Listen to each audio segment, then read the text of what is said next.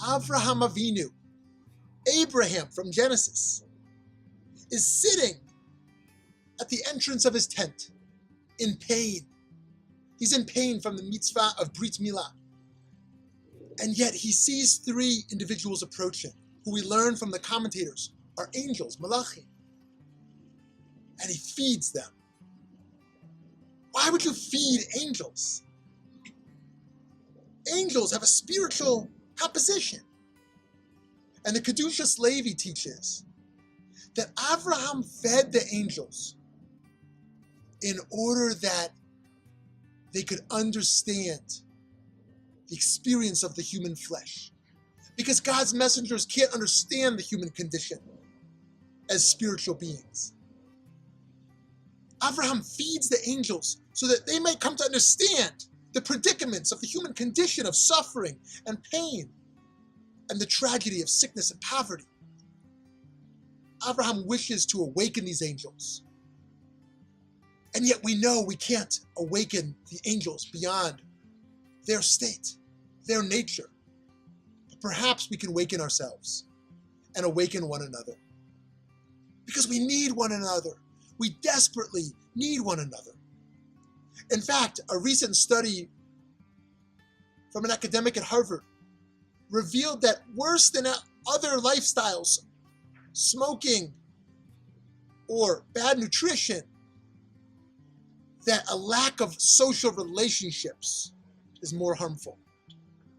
In fact, the study showed that one is 3 times more likely to experience premature death if they don't have strong social relationships. So in fact, partnership, companionship, family, friendship, community are not just pleasantries. These relationships are our lifeline. They are life and death. The key virtue is not independence, but interdependence. Worse than smoking, the study showed, is loneliness upon our health and our survival. We need each other desperately.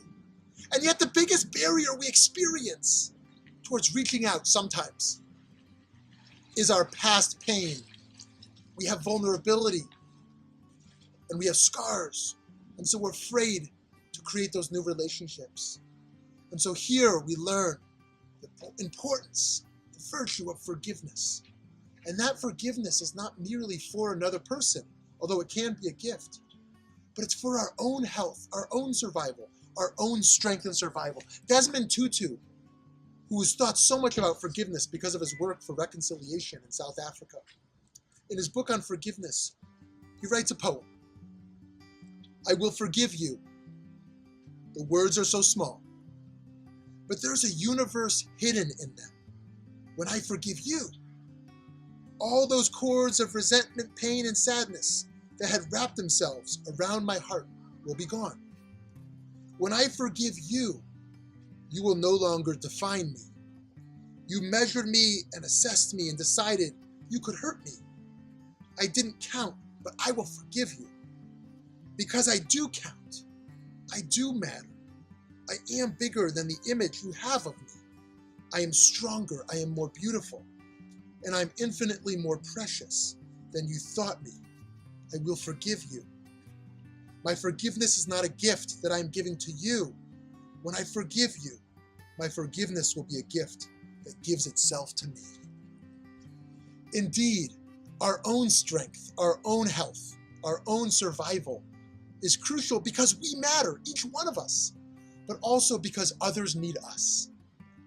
And so it is in this moment with the angels of enabling them to realize their physical interiority, for them to understand the moral exteriority of another. In fact, bifnim, which in Hebrew means our interiority, our innerness, is related within that word is panim, an exteriority, another person's face.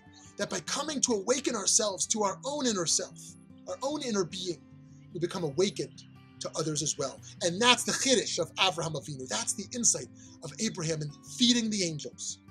And that he wishes for them to understand the human condition. If they could realize in some way, perhaps a miraculous way, their own physical condition, then they would come to cultivate the empathy to understand otherness. May we all be zocheh. May we be blessed.